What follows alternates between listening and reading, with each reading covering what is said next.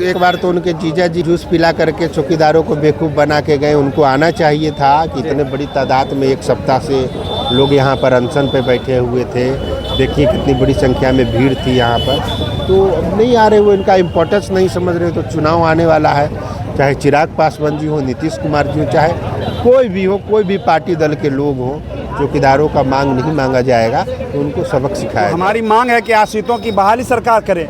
नहीं सरकार अगर आश्रितों की बहाली करती है, आज हमारे जो है सरकार के प्रतिनिधि लखिंदर पासवान जी विश्वास दिलाने का काम किया कि हम लोग पुनः फिर 28 तारीख को बात करेंगे सरकार से। आपके मांगों पर गंभीर मामला वो गंभीर है, सरकार गंभीर है। अगर सरकार नहीं करती है तो हम लोग जिस तरह से 2005 में लालू राबड़ी की सरकार को उखाड़ करके फेंकने का काम किया, ठीक उसी तरह से इस बार भी अगर नीतीश कुमार जी हमारा काम नहीं किया तो नीतीश कुमार की सरकार में नहीं रहेंगे, सत्ता से बाहर रहेंगे। दस्तक में आपका स्वागत है और मैं हूं आपके साथ अमन।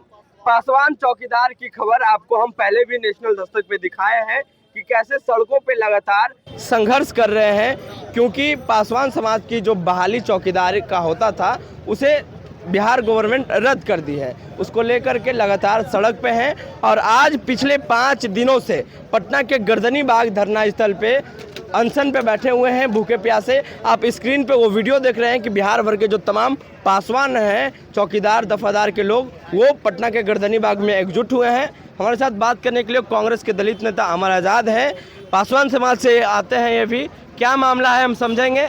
क्यों आप लोग लगातार 1.5 साल से संघर्ष कर रहे हैं सड़क पे?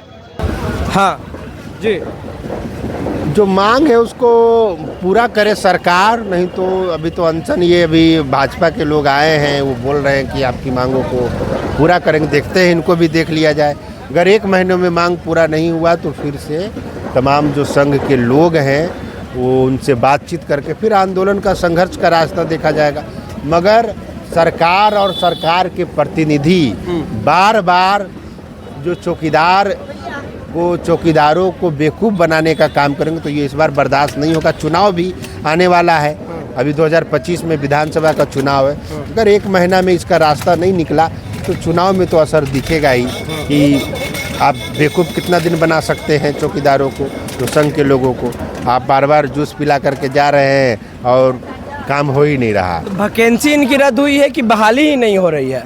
ये बहाली, ये तो टेक्निकल बात है, ये सब बताएंगे कि आश्रितों का जो मेन है कि पहले का जो कुछ नियुक्ति बाकी है ना रामविलास जी, पहले का आश्रित का नियुक्ति बाकी है, उनमें उनका ये सब नियुक्ति की मांग कर रहे हैं कि उसकी आश्रितों को नियुक्ति दिया जाए जो पहले से वो पूरा पत्रांक के हाईकोर्ट सुप्रीम कोर्ट में केस हुआ है, सरकार को ज्ञापन दिया गया है, सरकार के मंत्री विधायक को जानकारी दी गई है और वो बिल्कुल नहीं हो पा रहा। अब तो हम लोग संघर्ष का रास्ता अपनाएंगे। 1 महीना का और समय है, जैसा संघ के हमारे डॉक्टर संत सिंह जी बोले हैं कि 1 महीना का समय सरकार को दिया जा रहा है। यह स्थगित किया गया है, आंदोलन समाप्त नहीं हुआ है, तो फिर से हम लोग आंदोलन करेंगे। चिराग पासवान समाज के नेता हैं। बिहार में 6% पासवान की आबादी है। आपने जैसा कहा कि ज़्यादातर जो चौकीदार दफादार में पासवान समाज के ही लोग रहते हैं, तो लाठी डंडा खाए पासवान, अब वोट लें चिराग पासवान। कहाँ है? अभी तक आए नहीं हैं आप लोग के पास? वो आए नहीं है तो एक बार तो उनके जीजा जी जूस पिला करके चौकीदारों को बेवकूफ़ बना के गए। उनको आना चाहिए था कि इतने बड़ी तादाद में एक सप्ताह से लोग यहाँ पर अनशन पे बैठे हुए थे। देखिए कितनी बड़ी संख्या में भीड़ थी यहाँ पर, तो अब नहीं आ रहे, वो इनका इम्पोर्टेंस नहीं समझ रहे। तो चुनाव आने वाला है, चाहे चिराग पासवान जी हो, नीतीश कुमार जी हो, चाहे कोई भी हो, कोई भी पार्टी दल के लोग हों, चौकीदारों का मांग नहीं मांगा जाएगा, तो उनको सबक सिखाया जाएगा। क्या लगता है चुनाव में प्रभाव पड़ेगा चिराग पासवान या एनडीए को? बिल्कुल प्रभाव पड़ेगा। चौकीदार गांव-गांव में रहते हैं, हर ब्लॉक के थाना में है, उनका नेटवर्क है पूरे जनता के बीच में। वो गांव में उनका बात लोग मानता है चौकीदार का। तो चौकीदार सबसे मजबूत कड़ी है। अगर चौकीदार सब खुश नहीं, इनकी मांगों को नहीं मांगा जाएगा, तब तो दिक्कत तो इन लोगों को होना ही है। आगे आप लोग क्या करेंगे अगर नहीं मांग पूरी हुई? आगे क्या, आगे हम लोग आंदोलन का रास्ता, जो हम लोग का संघर्ष है, फिर आंदोलन करेंगे। सरकार को 2025 में सबक सिखाएंगे, उनकी सरकार आने नहीं देंगे। अगर 1 महीना में नहीं होगा चौकीदार का डिसीजन तो ये सरकार को दोबारा जो एनडीए की सरकार वो नहीं आ पाएगी। क्या नाम हुआ आपका? रामविलास पासवान। क्या मामला है पूरा? आप लोग लगातार संघर्ष कर रहे हैं सड़क पे पासवान चौकीदार को लेकर। मामला है कि आज़ादी से पूर्व, आज़ादी के बाद भी हमारा जो पुश्तैनी जो परंपरा थी, जो व्यवस्था थी, उसको ही सरकार, वर्तमान सरकार ने ख़त्म कर दिया है। तो 25/2/23 के बाद जो बहाली बंद कर दी है, वही मामला है कि हमारे आश्रितों की बहाली जो है बंद कर दी है। तो हमारी मांग है कि आश्रितों की बहाली सरकार करे। नहीं सरकार अगर आश्रितों की बहाली करती है, आज हमारे जो है सरकार के प्रतिनिधि लखिंदर पासवान जी विश्वास दिलाने का काम किया कि हम लोग पुनः फिर 28 तारीख को बात करेंगे सरकार से। आपके मांगों पर गंभीर मामला, वो गंभीर है, सरकार गंभीर है।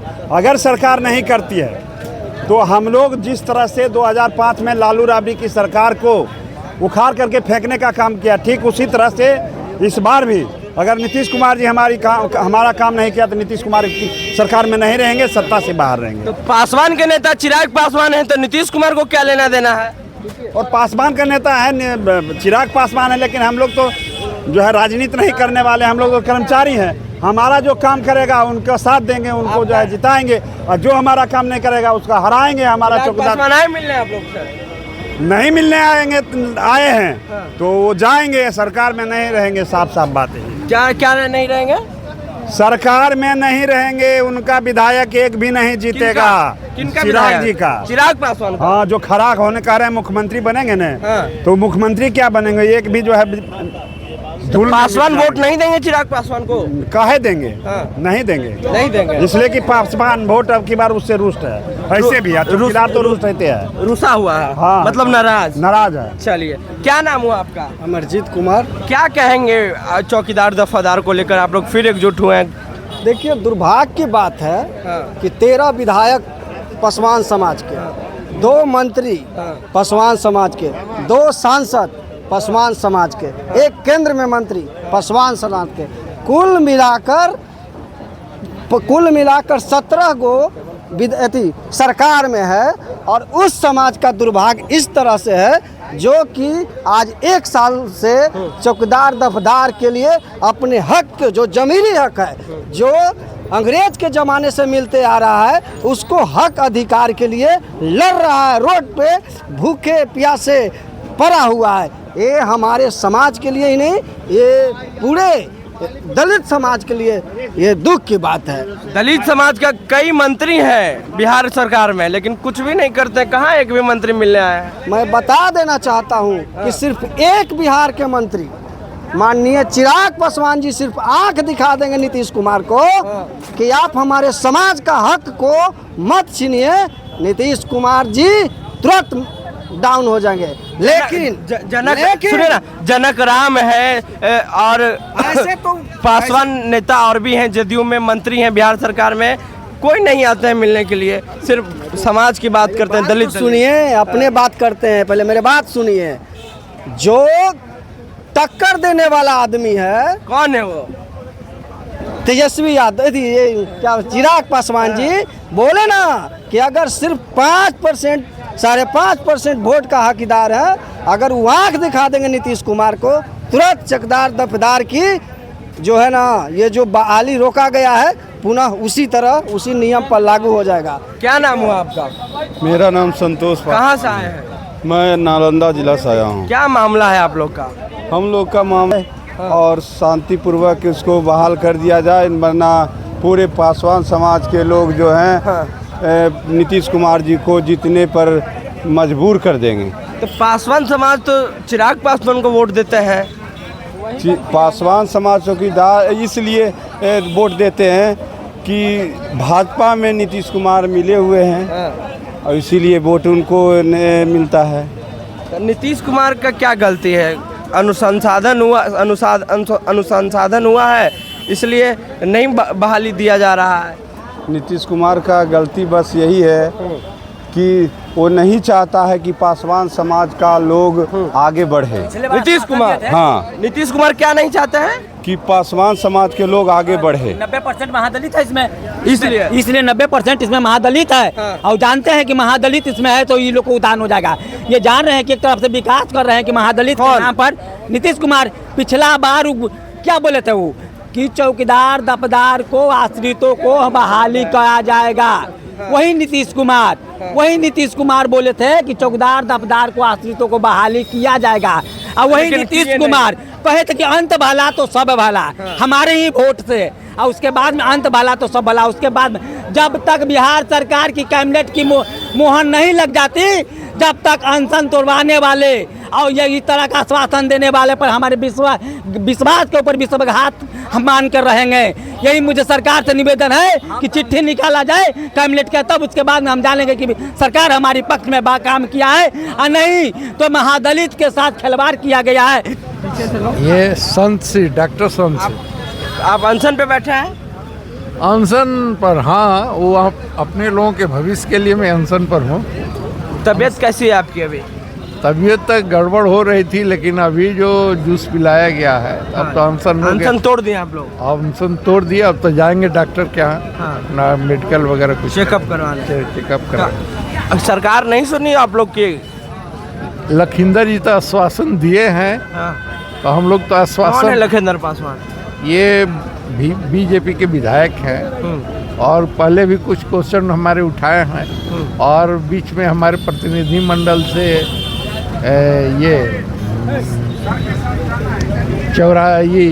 चौधरी जी है उप मुख्यमंत्री, सम्राट चौधरी जी से भी बात पहुंची वहाँ तक आप लोग की? बात पहुंची है और उन्होंने जो हम लोगों का था कि सरकार ने के वार्ता में ये हुआ कि सरकारी पद है, सुप्रीम कोर्ट का है, तो इस पर नहीं कर सकते हैं कुछ बीच का रास्ता निकालने के लिए। तो उन्होंने कहा कि जितने हमारे पद हैं उसको गैर सरकारी बनाकर, लेकिन इस स्तर पर बनाइए कि हमारे ही आश्रित की बहाली हो, उस पर भी हम लोग सहमत हो जाएंगे। लेकिन हमारे आश्रित का पुश्तैनी जो नौकरी है ये ख़त्म नहीं होनी। चलिए, तो देखिए, जो पासवान समाज का चौकीदार दफादार का पुश्तैनी नौकरी होता है, अंग्रेज सरकार की तरफ से प्रिविलेज मिलता था, उसको लेकर के लगातार जो है वो पासवान चौकीदार समाज के लोग वो संघर्ष कर रहे हैं और लगातार आवाज़ को बुलंद कर रहे हैं। सरकार तक इनकी बात पहुंची है। सरकार के तरफ से बीजेपी के एक विधायक है लखिंदर पासवान, उन्होंने इन लोगों से मुलाकात किया और आश्वासन दिया कि आपकी जो समस्या है वो सरकार तक पहुंचाएंगे। पूरी बातचीत में आपकी क्या राय है? प्रतिक्रिया देने चौकनॉक्स में। नेशनल दस्तक के लिए अमन, पटना। नेशनल दस्तक की आपसे गुजारिश है कि अगर इसको बचाना चाहते हैं तो नेशनल दस्तक को सब्सक्राइब करने के लिए रेड कलर के सब्सक्राइब बटन को दबाएं, फिर बेल आइकन की घंटी दबाएं। नेशनल दस्तक को बचाने के लिए बहुत जरूरी है कि हर खबर को शेयर करें, लाइक करें, कमेंट जरूर करें।